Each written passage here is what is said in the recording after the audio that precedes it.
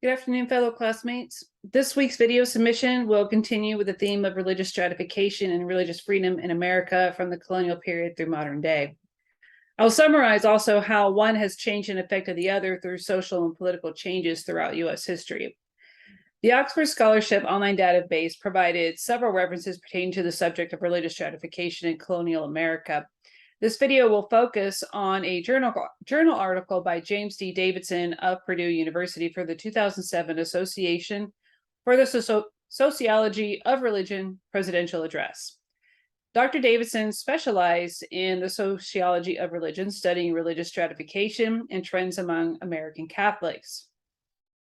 In his address, he explains religious stratification from the approach of scholarly studies on social stratification, meaning the vertical ranking of individual groups in terms of their access to power, privilege, and prestige. Sociologists have identified that religious groups can also be ranked in terms of social status and hierarchy.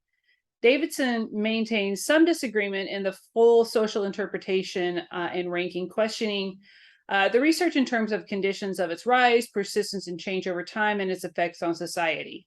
He does not deny that studies have firmly documented vertical rankings of religious groups throughout history. Rather, he wants to break down that interpretation.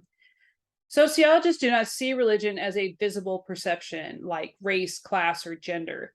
So Davidson says they do not think it is of much significance in the determination of origin when classifying religious groups in terms of power and prestige. Davidson firmly disagrees, pointing out that most people's religions are part of their daily lives, and most never change their religion, even if it was in their interest to do so.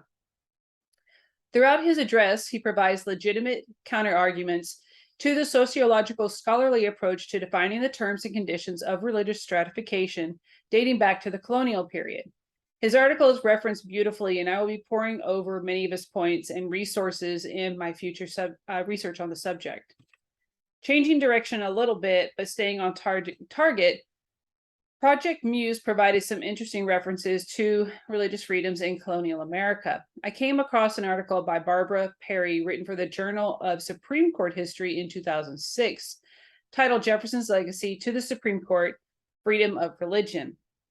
Last week, I touched on some literature by Jefferson and Madison that hold up very well in today's discussion on religious freedoms and liberties in the United States. Before Jefferson helped Madison with a bit of a nudge in the right direction after the first Constitutional Convention in 1787, Jefferson was still in France at the time, and upon seeing a draft of the document, he wrote to Madison to declare his disappointment on the omission of a Bill of Rights providing clarity on religious freedom. Jefferson had pursued legislation for religious freedoms in Virginia with the help of Madison, of course.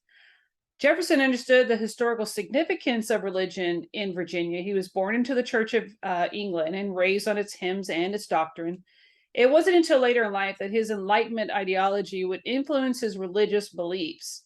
His heroes were Bacon, Locke, and Newton, and this influence was prevalent in the literature he published concerning religious freedoms, such as Syllabus of an Estimate of the Merit of the Doctrine of Jesus, the Philosophy of Nazareth, and what is now called the Jefferson Bible, or the Life and Morals of Jesus of Nazareth, extracted textually from the Gospels.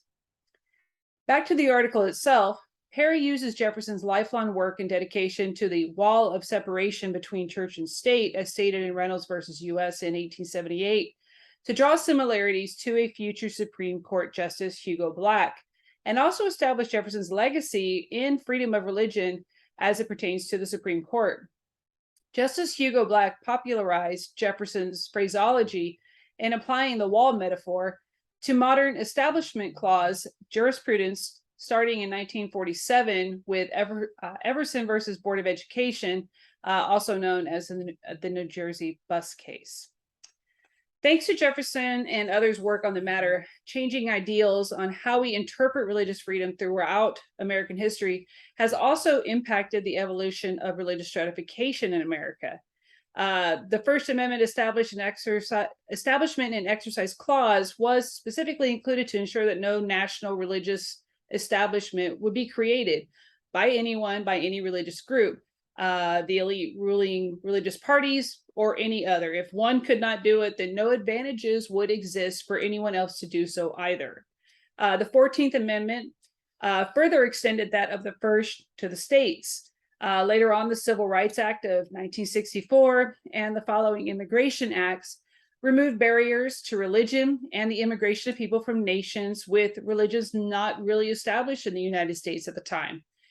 Many more examples exist throughout history of changing climates and adopting ideologies that have taken some of the power out of the previously established religious hierarchy in the United States.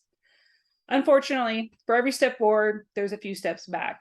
And public opinion on religious organizations and their acceptance in society and how society perceives them changes often and continuously. Thank you for watching the video, and I look forward to your feedback.